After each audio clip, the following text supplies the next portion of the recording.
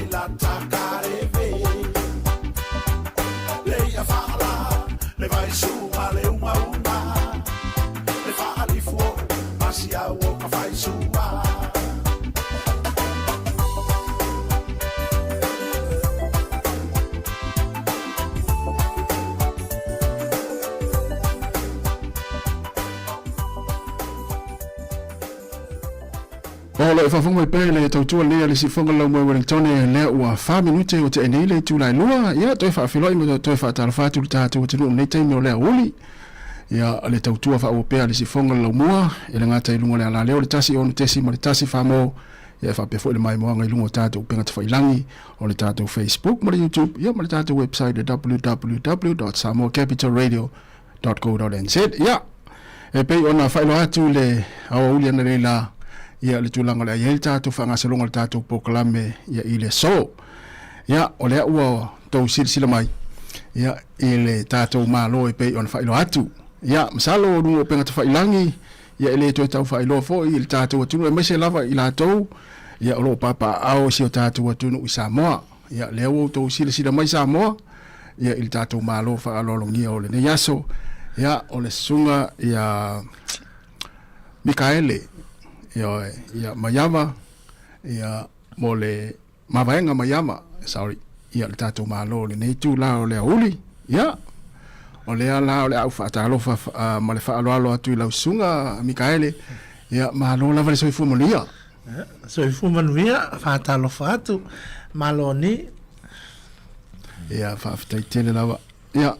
wa mai le ne o uli a la sunga Mikael Ya manuia faafetai ia manai a foi ia nei tula le aso manai susulu le la pe fuuiga le kavaai ua kolu aso i gai a lae magai a le pelavela mai o sila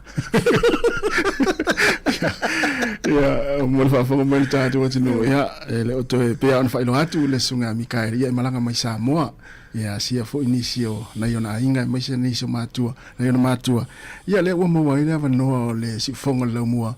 ia i nei Wellington ia fa tal no ai fo ia wa fo ia vaenga ma vaenga o lo ia fo ilo na soifua ia ma soifua nga o lo soifua i Sāmoa mai se ni so unanga ia la sunga Mikael o le ale mafu anga na malanga mai Wellington ma o le tai mo fo ne malanga mai Wellington pesa malanga mo mai e ai o ausa o aunga ngai le luafe tau sanga luafe ia o ausa o aunga le Kapiti campus le e lunga ua kanai ia kasi alo lo ka usanga ngai a ua peua e sela ka o langa walu ia pe o sao ke le o langa o le me venga le fisi e ai si mai se o ka sengi se ga lusu ka la o ai o va pelo ga le ua ka unga ia si le la ko e fo io ko la o masa mo e va e avo e ngo fo ka langa o ma ku yo no le o la sa no ngal vaenga le ia o faasilia tu la sunga ia pe mafai ia ona failoa ia lo tupuanga ia o le atu no fo ina so ifuai ia me se fo ia o le po ini se unu Sāmoa ma fa ma lo fa kai ma fa sili ia o ia o tupu o lo tama o lo mavaenga o le tali o maiava moia ia mai le nu le o safai ia o lontina ia o polima e sau i fe foi i le pea vaitoloa ia mamanono tai ia o lontina ia e sau mai sa tu ia tua manuku nonu toke lau ia o le na ola lama fa na o matu e Sāmoa a o le o lo grandmother le tina o lo tina o na ia fa na i toke lau i nuku nonu toke lau o litia patelisio ia o le me foi nana matotoyo o i toke lau ia o le mako grandmother ia o aula le ulu matua i toke lau ia e fa na ma wola i nuku nonu ia a uia o le kolu kuaka o koko Sāmoa ai langa o lenga ufanga o makangulo puke ko ela ia me ngale lau i loka ka o toke lau ia o le foi kala upe ia o le ke mi mika ia wanga ngu mai lua ele ku le silalo le ai e alu ma me kai me kasi ma lo vai ma ia tele ia o le lau mai o lo wa foi lo mamlam foi ma silfi foi tatu tunu ia o ia te toke lau ia e to Sāmoa lo no winga afa toke lau afa Sāmoa ia ole mawatu ia na soifuha e toke lau ia tulanga wa onga pe faina failoa ia lo soifua o ina ia pe fena amatai la wa onga ia sawe la fo ia le fo e mawatu le sa ya onga inei waikanai ia e mole amatai no la wa onga fia sa ya onga i Sāmoa pe sa onga toke lau le amatai no lo soifua o ina ia sa wa onga mai ai toke kusanga o fa na wa toke lau ia o aonga mai ai matiti school ia o le faafetaile atu i le poto le tomai ia sa lelei au aoga sa usili mai ai lau vasenga i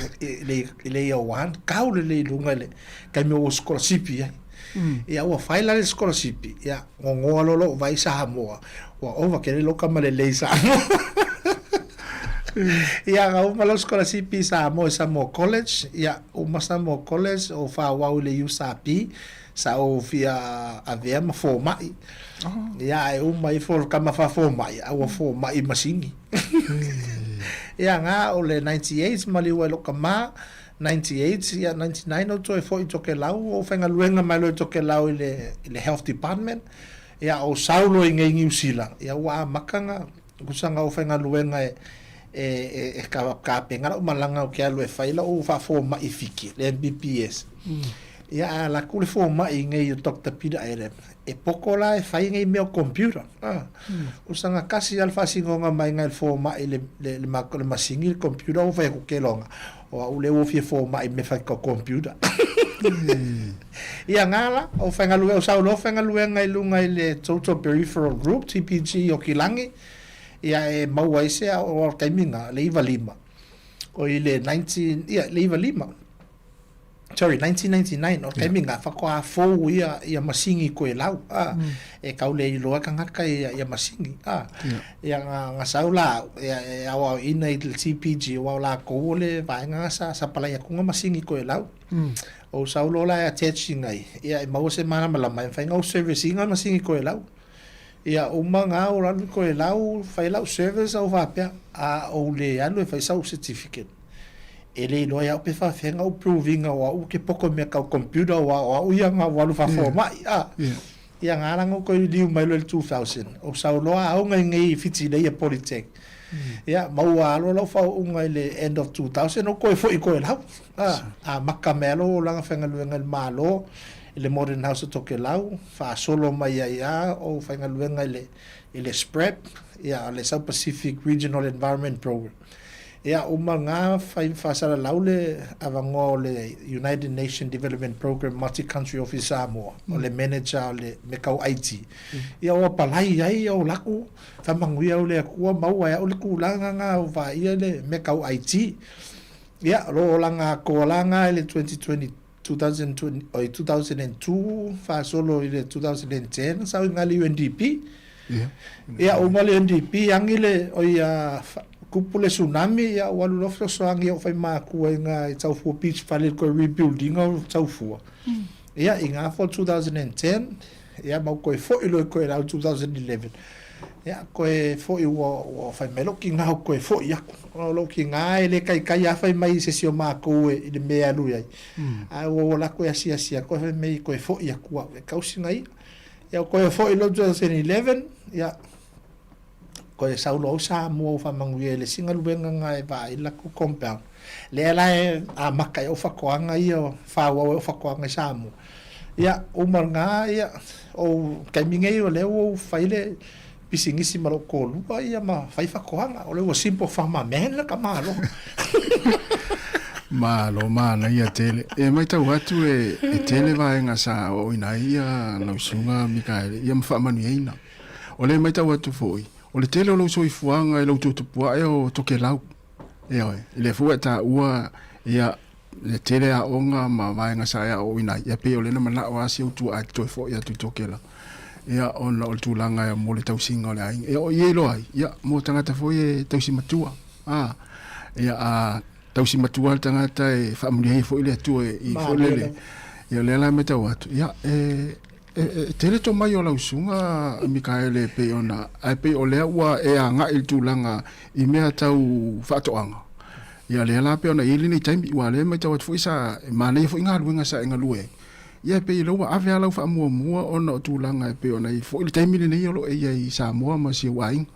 ia ai pe mai tau atu pe le i tele so taimi sa whainga luenga i Sāmoa i sifo ia ole vantua foi o usa o foi o que siva o foi na o vele mato a vele le au siva Sāmoa i le 2015 e to ivas fulu tolu mato na o i siamangi o ngo masinga ngo foi siamangi ia wa ia nga wala ku ngal kolu vai so ngo walu ia seconda o le malo Sāmoa mai le UNDP e avele au siva i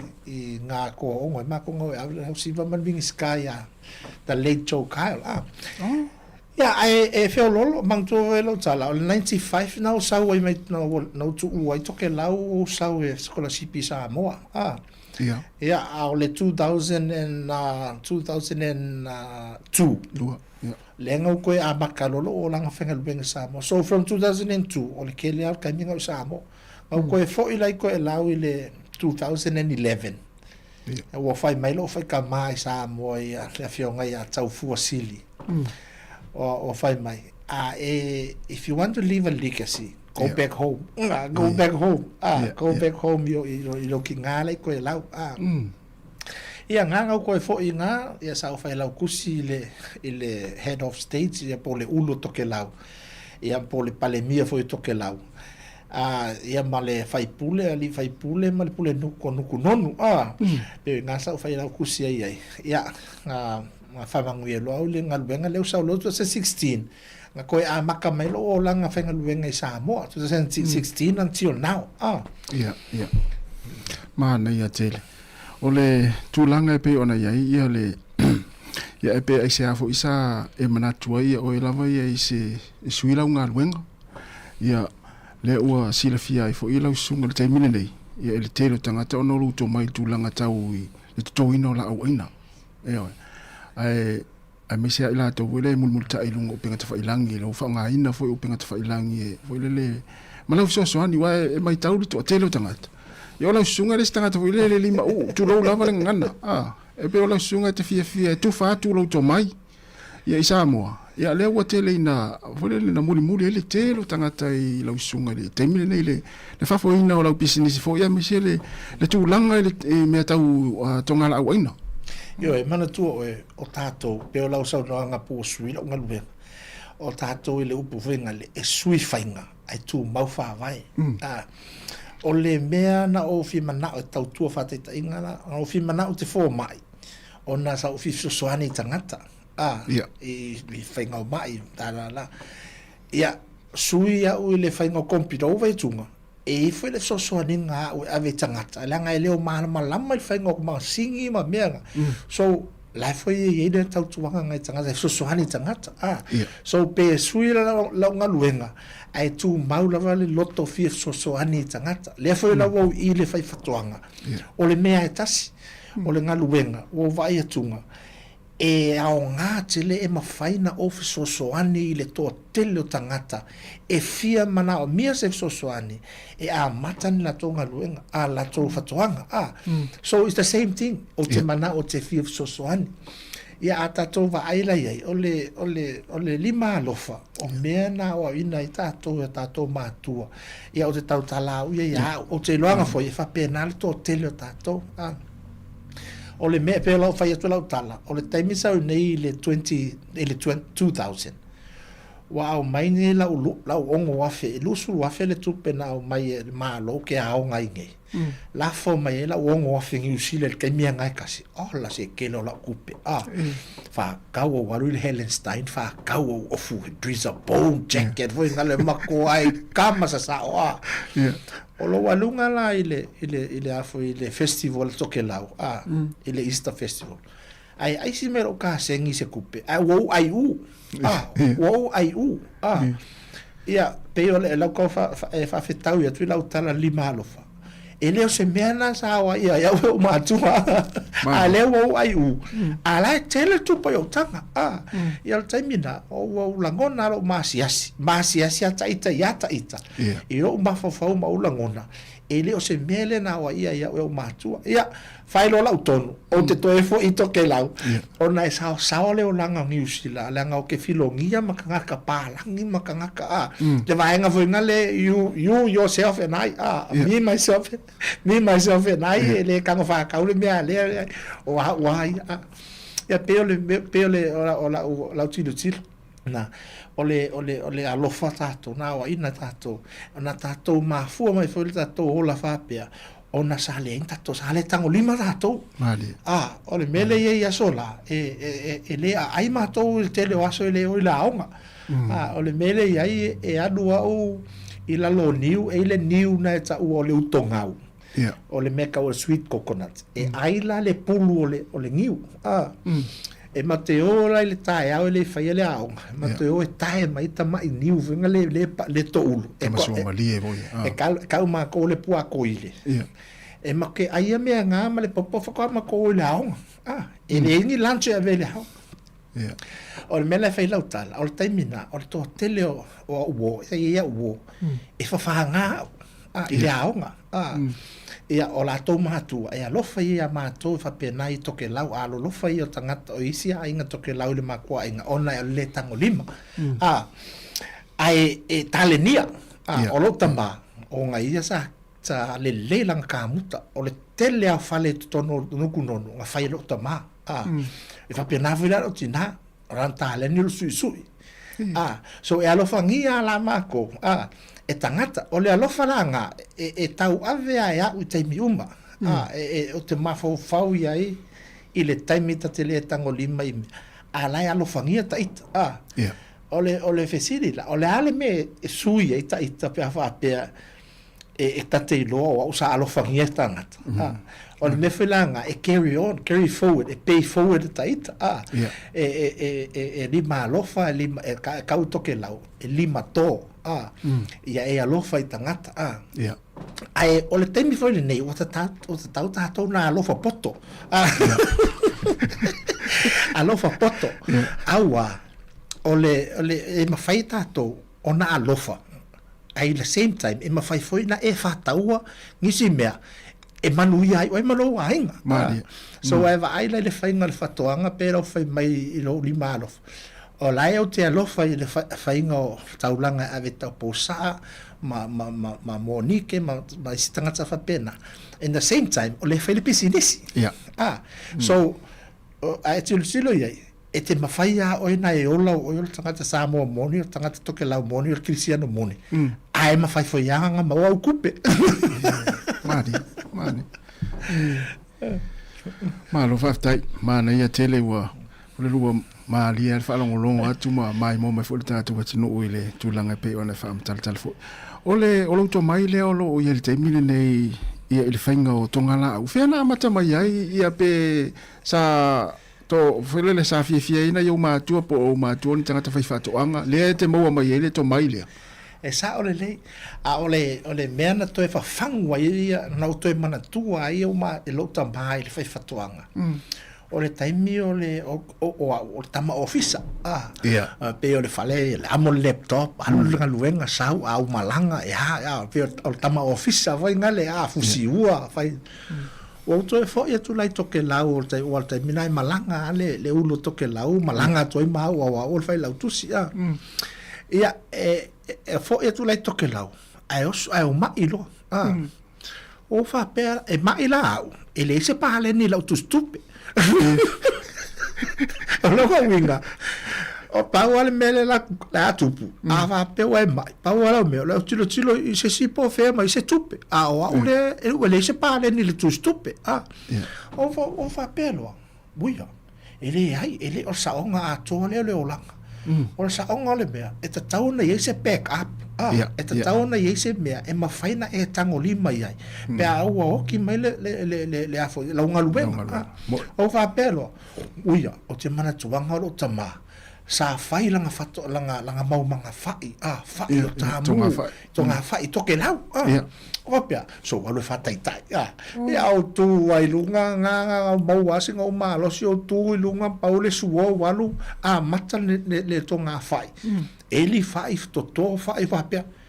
ai o mawanga lo lunga le internet taimina le e mai foi le Facebook o ke Facebook ana taiminga ai o tau lo le page ma fonga page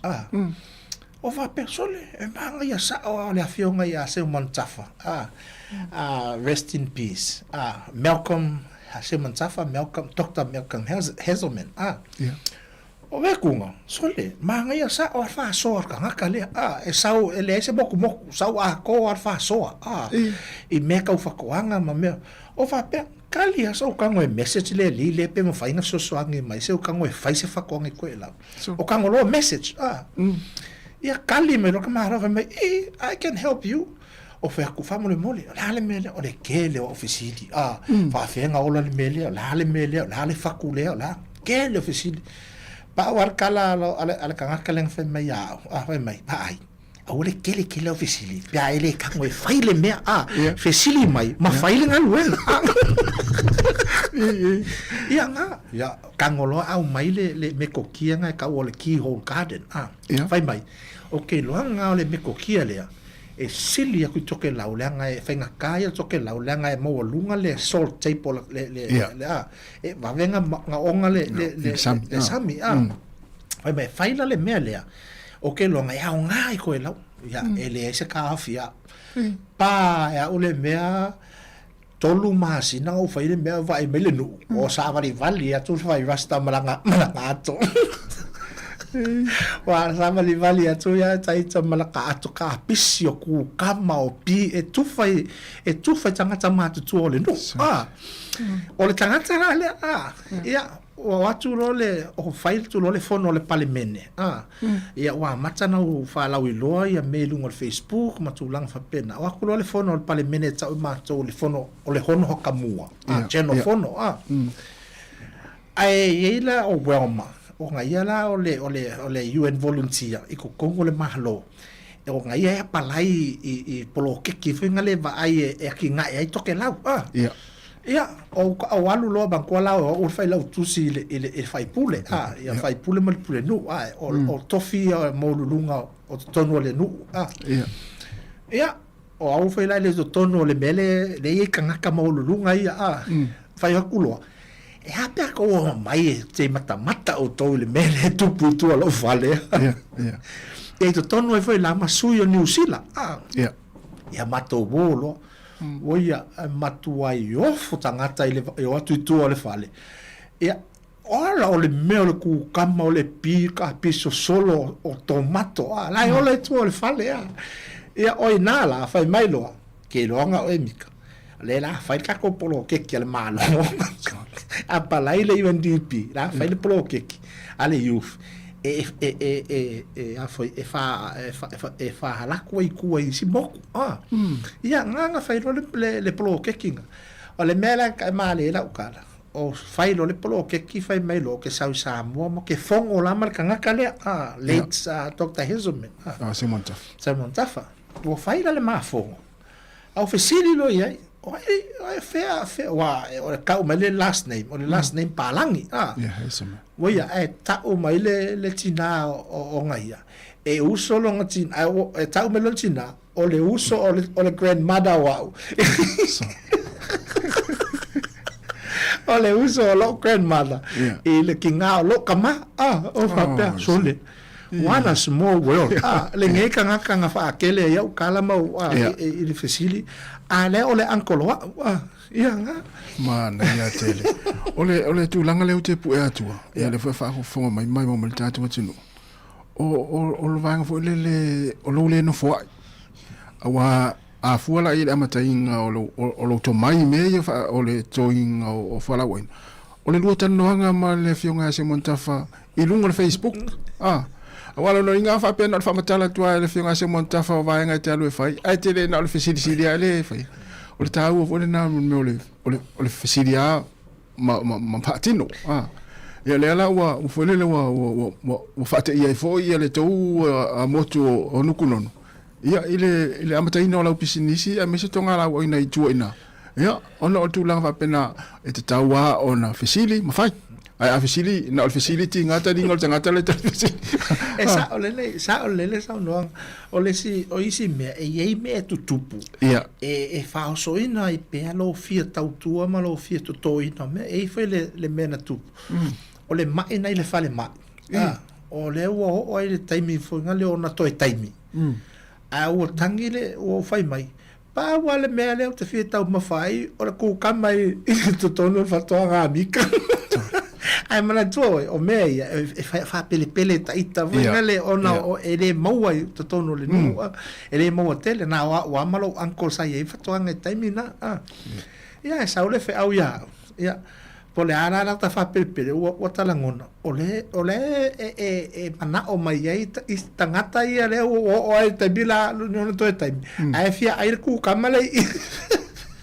talo fa ia male mena e sa ole le o tato e pe mamma finga le fesili ona le fapea a fa pa langi fa me pe stupid la ka question pe fa vale la ka fesili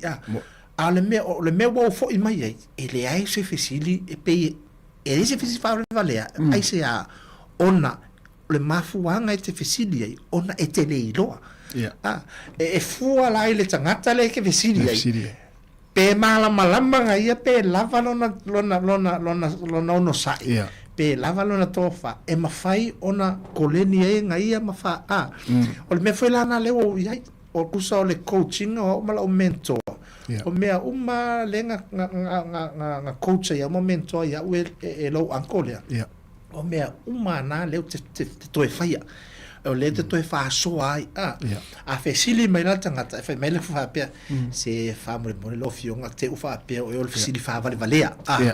pa wala utali e hala na e fe sili o lo fi ma malama au e te popole o le ala fe sili e fa pe na la au isi tangata e fe sili tu lo avec le fa le fe mai sa ngai fa vale lo sili ona toi le fe sili le tangata le mena le vinga la utala e fua ile fa ya e fua ile tangata le fe sili mai ai ile fa so ina le tomai ia male a wala Italia ile fe sili ia ma fai ai ona fe sili le tangata awa le pelo a fe sili mai la ka ke lo ma kwa le fe kau ia le fe sili i lo ma fau ia nga osoro ale lava la ka ngosa ia o ko nga menga sa o le mo kwai fa valea ma nei a tele le tulanga yo na upaua o fe tau le tangata le na fe sili ai ia le foto ai lo muli ane pe ona sauno o lo anko o lo inga e elfi so ta inga o lo nau le fato anga ia ma le taleni le ai lo anko le ia o fita ua na tangata le tala no ia ia e pe ona ma nei a tele botele au matua saputu mo ia fesili lo mafau lo sunga mika ia ole a faso solo pe ona ole ma nei o lau le lau fa lau sauno anga ma le fa ma ole lima ola ole ofena le mafuanga wa fa ingoa ai ia le lawa unanga le lima ola ole lima ola o se upu finga le wa leva tate tautala i lo ta mafau fau e tutu sa ma le upu lea o le tangi i lima ai e pei ke lea ku le lima ola le reach le lima ola pe ole mena le sa i lo mafau fau o me uma e tatou te manu iai e sau yo tatou lima pe o le toa tele na o tatou o mea te tango iai e manu iai oi ma e oti e fui o le winga la o le lima ola la awa sa i e kulupu sa tau o le Keyhole Garden Group pe e specific fui nga le nga o le whakwanga nga umanga ola i se mea fui nga e ka uai ai lau kele longa nga e lau kele longa fao nga o le lima ola la o le upuna e so se mea fai foi la o pisinisi o le pisinisi so se mea e ola e tango ia o lima e ola so e tasi ala le ingoa ai tele ona vaenga ese o le fale no foi tangata o le fartoanga o le tangata e moa vao o le tangata fai e insingia te e sa mai to tono ma o le lima ola foi o le mea alofa le atua na mai le tangata fai mai o lua tamu mai e va aia unga luenga i le fartoanga o e tena o longo wing ia o le la ua lima ola na manu iai na au ia a ua fale ton ia ole winga ole lima ola so I'm trying to build ole mele ke mana o e fai e fa i loa i le toa tele e lese mele anga lo tango e fa soa le metotia e lese mea e tauleanga i oe pe e te mafu ai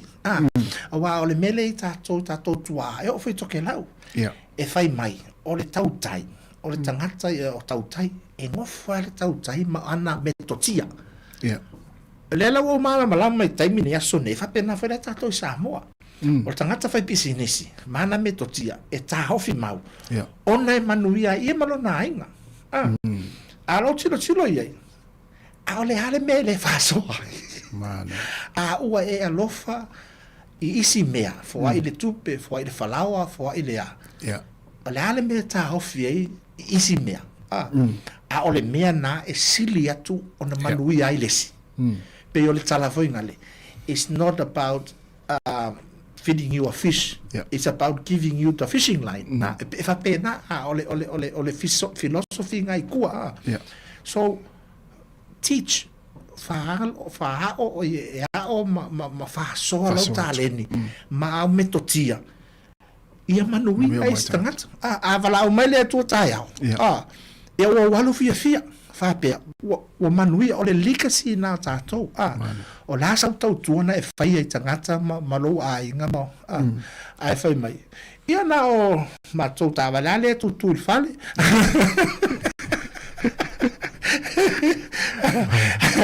Ai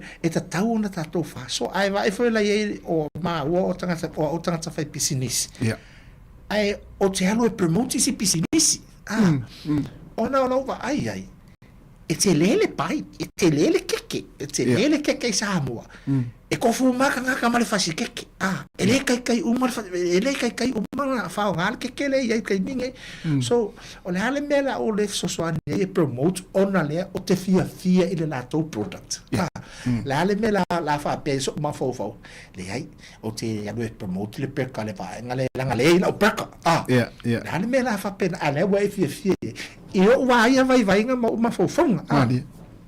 Ia fa so promote ona e mau ele mele o le tato o la fiano fan. Pe ona fai mai le patele. Vai ia to o ia male. Para fiano fan. Ai mai fafo. Fai le mun. Yo mal file bua mai no fai tau na fafo kapaka. Malo tai Mikael ma na ia tele la saunoanga male fa mai no vanga le. Ole o pisinisi lo fa patu Sāmoa mo tongala au aina ia me se foi fa inga. Mo ia foi lo fa inga luenga le mai tawa tu fa lo fa inga luenga. Ma mo le mawina foi. O so stay me fa ia ine unga luenga. Ese lo fia. Ese lo ata. Vai ele tau mate foi o le mafu anga le ai o na fia le telo tangata muri ate. Ona ese lo tau sa fia tu lo te le se watu. Ese lo tau sa fia ile fatino ina o nga luenga me se le taimi fa ia pisinisi ma nga luenga lo fatoa. Ia me se foi se o fa nga luenga. Ia ole ale fa senga nga fatulanga na o nga luenga ile aso ma vai aso. Ia ole me mo. Fai mai tangata ia. O te ata o te miuma. Ia. Te fia o te miuma. O pa wale tali sa lo ma fo e to tali oi te mana o te tangi te mana o te fa pe se tali fai ngo fiena tato ai foi tato ma fo loto ye esa o la ton wale meta to fi mana o fai o le ola fia po le ola fa po le ola so ole mena le te promoting ole ola fia fia taita e fia foi meta tango e fai e fia foi tangata e fia o mai ele fa pela o wata fia te mi ma le ai ese time o te ita e ese time fa pe mai fa upunga wa ata te le tupu wa ita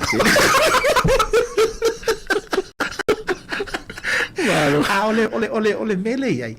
ole ale mela e fa ali ai no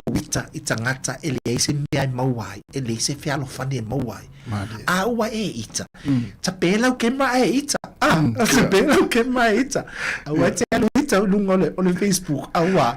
e attract mai ai ita ngata ola e feitai na mata le ona fai le vesinga wa le ese ola fia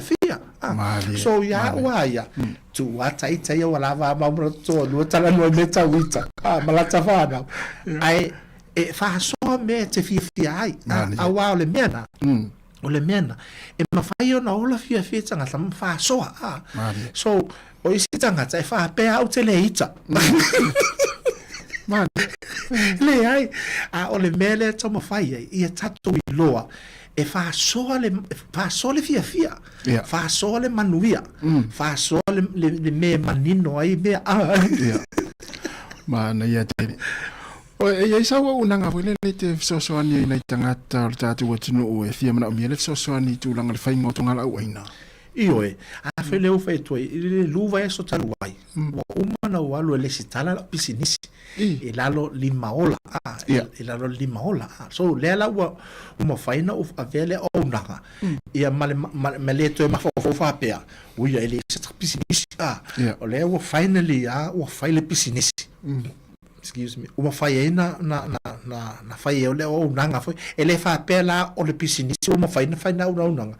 o le pisinisi o legalize ele mele o ai kawata tax ka ngo fai nga me nga legalize le me ia ole au nanga ia o leva na fai o leva na fai la ona ole loto ta ma fai ole fia mala lama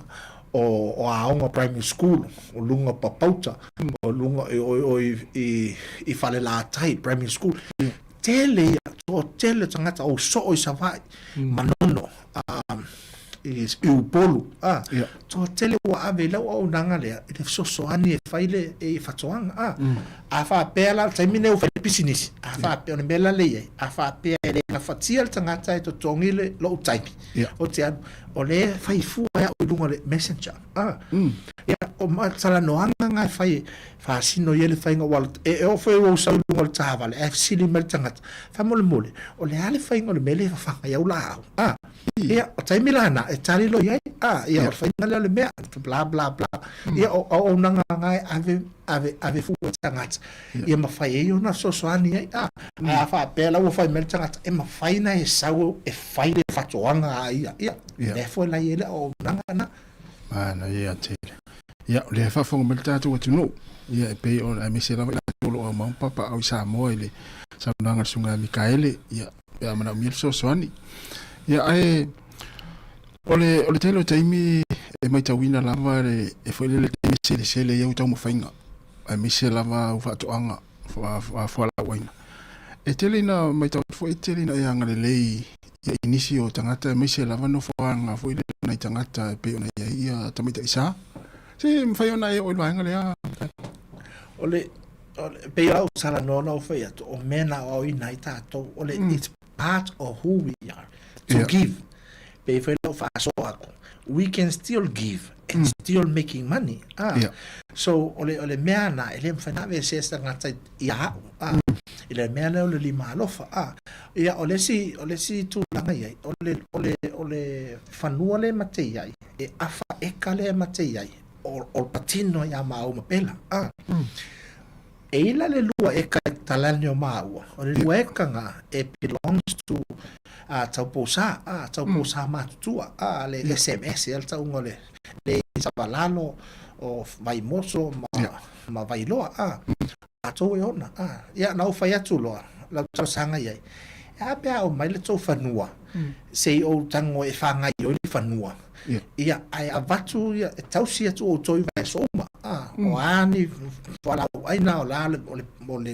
o le fai o talo o ani mea e poli atu tau si o toi vai soma ia o le mato mari lienga la na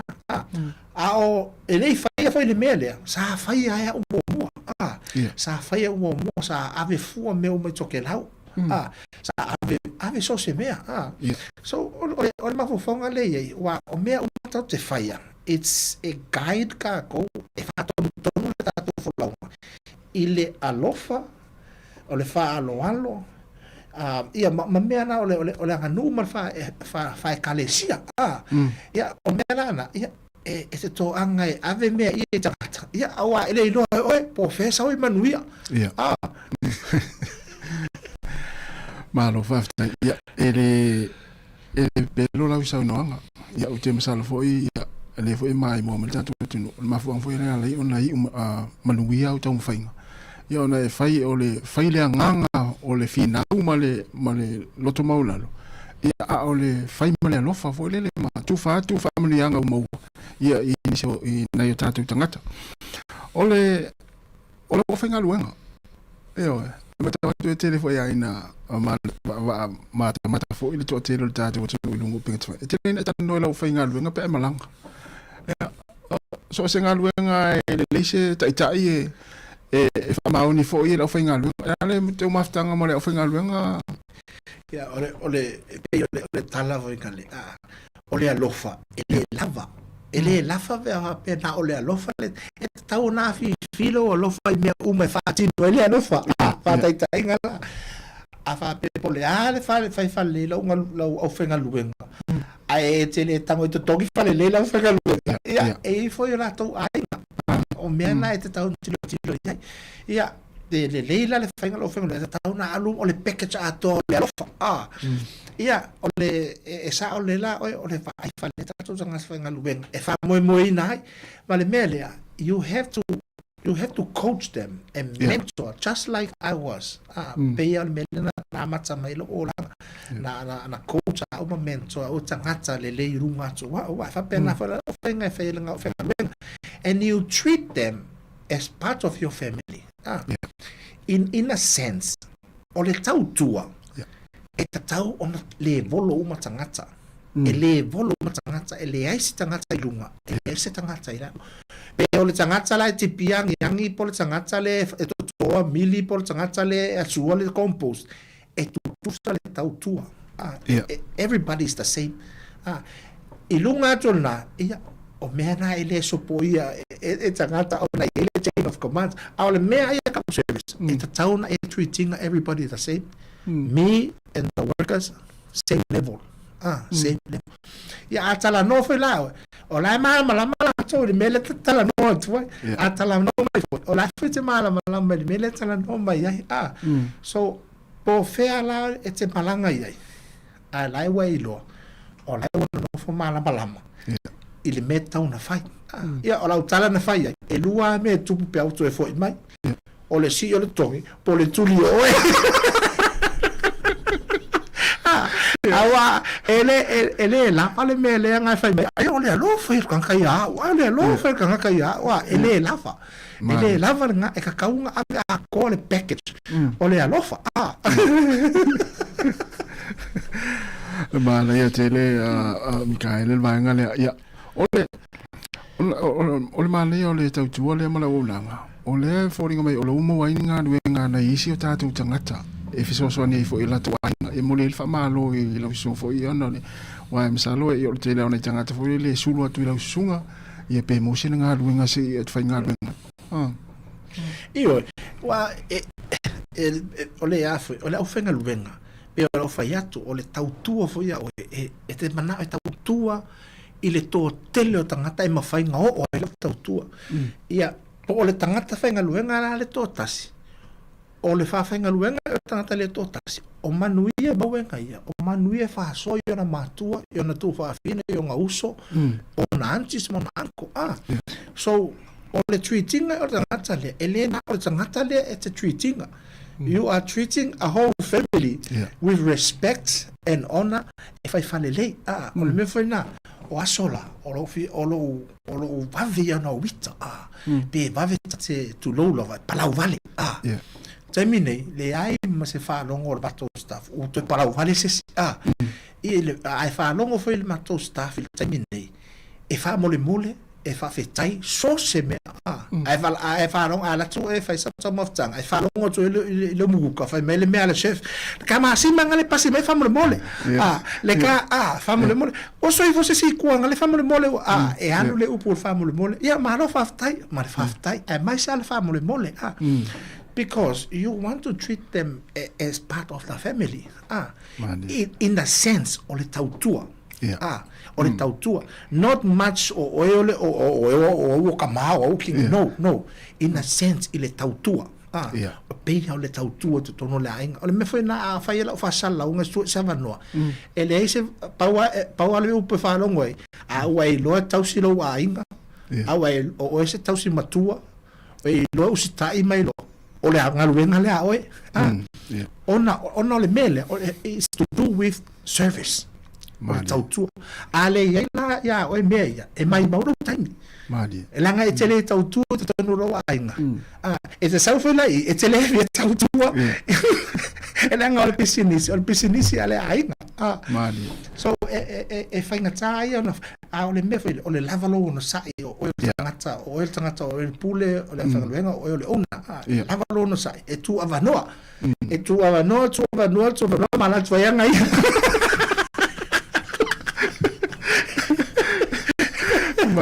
malo ya tu ya moni le ni sa noanga ya wale foi falongo mai ya le whangaluenga nei le tatu ni tio ya le tulanga foi na lo yele ni ngaluenga ya e pe ya le ainga tas atari e foi le fai fia me uma ia wa pe ona tau ia ole tau tu fo ine e al pokala me masani le tai ole atal tai ia la pokala me mo uma ta tu fia wa amta nga luenga mala fa tai ole o lau i Sāmoa ole fa to ana fala waina ia male faleinga ia wala ia po oele te ngafa matua le tongala au ia alom atina la inga le ngafa male faleinga io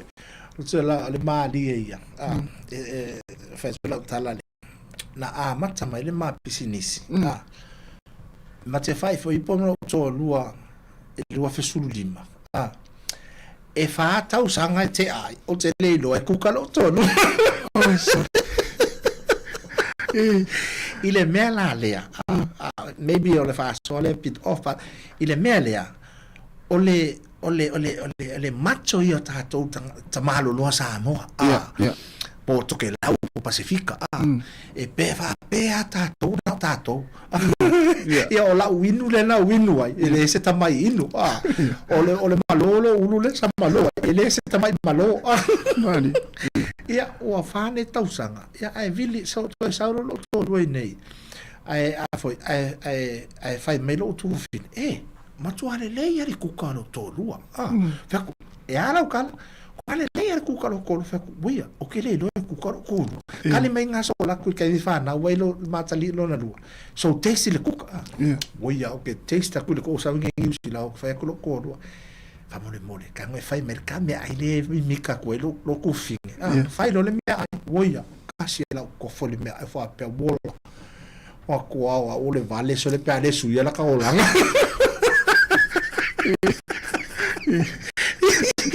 ya makoko lo Sāmoa fa melo lo ko lua ya pe makana fa kau ka me o makala ngolo fa ka fo ma ngai wa o le lo to lai va o ku ka ma o male la foi fa kau ma cup noodle nga le box noodle o ma fa kau ma box noodle fa melo ko lua e ma singa fa mai ya pe halo so ma ka food trailer o fa ko food trailer credo se me ka food trailer ya lo so fa nega ya yo walo so food trailer o mai fonga le food trailer the first food trailer in Sāmoa e anu le solar power o mal food trailer ko ma singa fa mai ya be so ska fa le inga vai falei se vai ku le manu la tu no na tu mo mai fa la fa timo ala e mana ai tamia ai ia na o anu so fa le inga ma o fa le inga a to fa mai a tu so es fa le inga le nga la utala la ofisili o lo to o ngai e ngafa ma meta me ai so se to nga me ai le pisinisi o le running o pisinisi ole nga luenga fai fa tasia maua e fa mate fa so mate tala no mate e fai ole mea le business tu sa o ile tala ale so to no ile business e fa le inga e fa pena ole running ma le fai nga ya meia work o local toilet to low ya ole kuli e fai mama kukulu le fa le o mea nga fa ma fai lo la le mele o le reddish o le reddish o harvest ngi le reddish ala se kele o le reddish o kango ngai fa kau e fiku se lau ka le kupe ma wai a fai mai malo ko lua le hai mai fale o wa lo ave fale ma ko malo le lo para langa me fai fai me sau like taste o la good taste o le pickle o le pickle reddish wala se ma ngai fai me finally ready self ready all se kupenga maua fa se la ule kupelenga ngakume maua e maua le fa ka fa pel ready ala kolo le si asole si kama lo nga o le fena a o le maula matu wai faile le fai me sa ninga a tata mana ya ole mere le piccole ma to mana ya le fai nga li maula ya ula ala tala no lo tono ma to mana ya le fai nga tanga le o mika le malelo el tanga o tanga le nga fai le pico le nga ya le kala ngoi lo Ia ngale i alo ko pe i se o mo fai ai le fia o le pico. So ia o nga o nga ia nga fa ma fala inga ia fa koanga la ma mea ia o tamalana ia nga fa la ma ule a le overall ia e mate fa so e mele le ia ile ma le patasi ma na ia tele ia o pau ai pa le ni mo me uma o le fale ainga e mana o mi le fale ainga mo fala u aina ia o le ala e foringa mai ia o te loe le o se tupe fa ta wai fala u aina wa le sa pala mai ai il fatoang ia ma fole le ma tilia ona mana ia le alu ma le fale ainga la to ia e tai mi to lo e tai mi fale to no le fatoanga tai mi o ti munga tai mi e foi la le me te fai paanga ma fatoanga pela no mai ngale la ko hydroponic wala hydroponic all the time la ngai la lo so e fai paanga la ma to ma tamale o tim e fai la hydroponic o na e cavale fale ainga pe o fale tonu le tau ma fale tonu le fatoanga ole esa ole ole tunga le fatoanga ia telele esa palai ma to ele aluin ole pena le e alu le market o le tupena e toi ta milo mai to tonu i lima ola pe ole o kusane mele na o learn mai aliki ai nei aliki e ta milo le lunga le tupe o le wholesale retail o la ko fale inga e fa pena foi la o le mena e o ita to tiro business tele por hale mele mela na le fai o li business lima ola ia o tupele e tatau na fa tau ia veches e sau to tono lima ola e rana lima ola mana ia te ia faafetaitele ina o le tatou taimi lau suga mikaele ia e te masalo ele o le taimo ele pauai lea o le tatou talanoaga faafetai foʻi lau suga ona o le talia o le valaau atu ia ua foi tatou faatanoaga ia e ona i le pokalame lea tapena mai le itula e tolu ia e fai elo ule fai ma fonga le fionga le pule na le si fonga le laumua ia misa fola fai ngalo nga mule atu le nganga faafetai la vai lau sunga ia ole atu unis fesili mo system ia te le la fesili fia fesili ngai lau sunga ia ona ole tatu taimi man ia e tu atu le manoa ia mole ia ne ul faanga ina u ainga malama yo le mai tau tu foi o tamo le hurricanes o tamo Wellington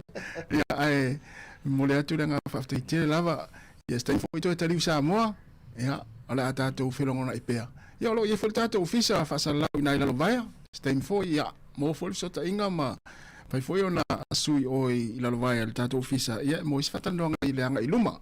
ia la tu le no le taimi e sau na muli ma muli ne o fa anga ina wa inga o ia ma le sa o misi ia famni atu le aso i fo se utina le na malanga mai sa mo wa famna tuina msalo ayo ma mai silo matu o tatou pokalame ia ia manu ia tele lo na so i fo ia sau na muri ona fa mai la tatou pokalame la sunga mikael ma lo faafetai ia o te faafetai atu foi ia o tole to a manatua mai mo le to a mana ia mai le se tau tuanga foi ia no tenga lo nei tangata fatau wa o le foi na o te fia i tu nga va no fa pia ona o le pe foi na e tau nau ia lo tangata ia tele atu i tua le outreach o so se tangata o so se proclame fainga nga maua kwa isi kangaka ia o menga le ke fia support ai alo fatu i o ai nga uma pola towe o fans o wo mai masani no Facebook ma towe mai mo mai netula ia fatai tele a wa ia se le o sa life foi le ngana in le proclame i mai lo ne tangata fatu ia lo fa foi fa mangalo ona lava o le nau ia tali le fesili mai i lo wa mapofau ia malo faafetai ia mani foʻi le toe tali watu i Sāmoa la mo foʻi la faupea na tatou fesoʻotaʻi ia ua leaga i luma ia famunia tele lava le tualaga ia tu le faaiʻuga le vaiaso i lausuga mikaele ma se foʻi laʻaiga faafetai tele lava ia mo lou amanoa ni taimi thank you god bless faafetai famunia foʻi le atua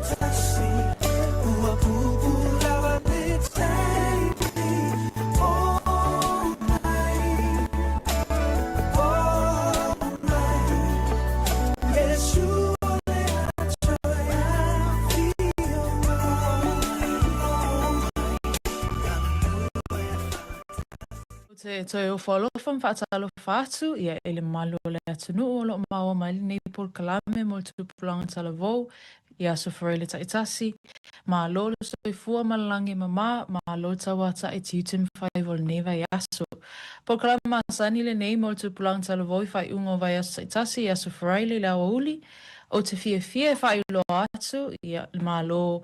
mo le nei pol kalame nei as whareile te maitai a Ainsliana pule iata, o lo mwhai ona whaatasi mai ia I lunga le Zoom I le nei a so wharaile. Tamai ta ia Ainsliana o lo ta alo nei I le au ne tipolo a le Pulse, po le Pulse netball team I nei Wellington. Ta alofa lava Ainsliana, how are you? I'm good, thank you. Thanks for having me. Thank you so much. Can you please tell me a little about yourself? Yeah, so my name is Asiana Puliata. Well, Asiana Vaipu Puliata. I